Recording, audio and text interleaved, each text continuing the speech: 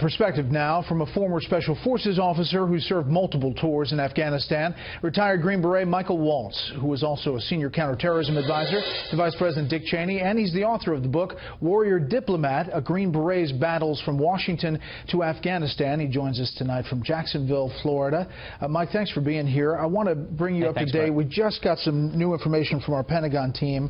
Fox News can confirm at this hour, senior U.S. officials say the president is signing off on additional 4,000 troops to Afghanistan. But a big part of the speech tonight, we're being told, he'll include asking the region to do more, asking India and Pakistan to do more to bring the Taliban to the negotiating table. When you hear that, read between the lines.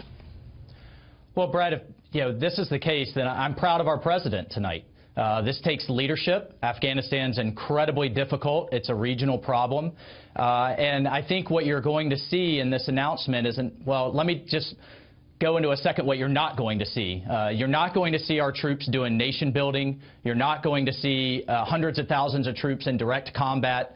You're going to see our soldiers advising and assisting the Afghan army in building their capability to fight on their own, and that's going to take some time. You're also not going to see a bunch of arbitrary timelines. I was in my headquarters in Afghanistan when President Obama announced the surge, but then announced when it was leaving. And I think you are going to see some tougher demands of the Afghan government, particularly when it comes to corruption, and you're going to see us get a lot tougher on Pakistan and its support, or at least turning a blind eye to the Taliban, ISIS, and other groups, and Al-Qaeda as well, that are staging attacks into Afghanistan from Pakistani soil. And finally, I think you're going to see us move closer to India, the world's largest democracy, who is also really serving as a hedge against both China and against Pakistan. We're going to see some strategy shift here, but at the end of the day, we could not withdraw. We could not just do what we did in Iraq and let the Islamic State move into Afghanistan and still attack Europe and still attack the United States. From this reporting, in addition, adding to what you just said, the president will announce he will hold Pakistan accountable for attacks in its country and continuing to support the Taliban, and also asked what's different, officials saying the pace, scope, and overall pressure campaign will be different than it has before. You buy that? I do. One of General McMaster's key lieutenants is a woman by the name of Lisa Curtis. She has written for years about how to dial up pressure on the Pakistani government. They've essentially been playing a double game in many ways. Part of that was because they were convinced that the United States was just going to leave and they were going to be holding the bag. So I think part of the messaging here is this is in our national interest. We're not going to let the Islamic State and Al-Qaeda move in the wake of the Taliban. We are going to eventually negotiate, but it's going to be from a position of strength. So Pakistan region, you need to get on board with where we're going here. We are not going to just turn our back and walk away. And we should point out Iran is now active inside Afghanistan. Yeah.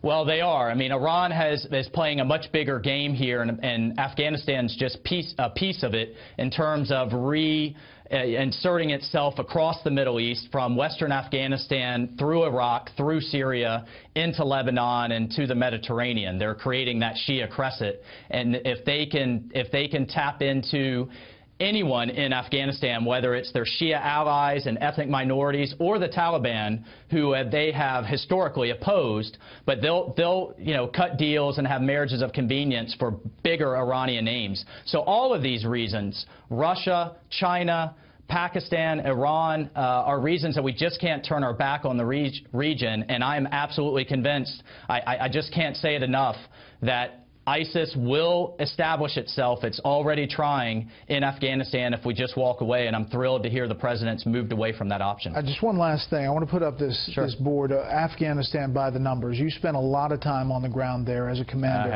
I have. 8,400 U.S. troops currently in Afghanistan, $714 billion spent, 2,258 total deaths, 20,257 total wounded. More than 11% of Afghanistan still today is controlled by insurgents or the Taliban. That's right. For people who say, gosh, this effort has been so long, there is that feeling inside the country. Oh, sure. Believe me, Brett, I'm frustrated. There's a lot of frustrations, and there's a lot of things that we could have done better and should do better. But at the end of the day, do we want to fight them in Kandahar and Kabul, or do we want to fight them in Kansas City? And that's a critical decision that we have to make, and I think this is going to look, a lot like things have looked in Colombia, where we've had soldiers for 25 years helping the Colombian army fight the FARC guerrillas and keep that from becoming a narco state. We've had 30,000 soldiers in Korea for almost 70 years. This is going to be a long-term effort, unfortunately. And in terms of troop numbers, we've had about 15,000 except for that surge period, and I think we're going to see that, into the foreseeable future. Former Green Beret Mike Waltz with his expertise. Mike, thanks. All right. Hey, thanks, Brett.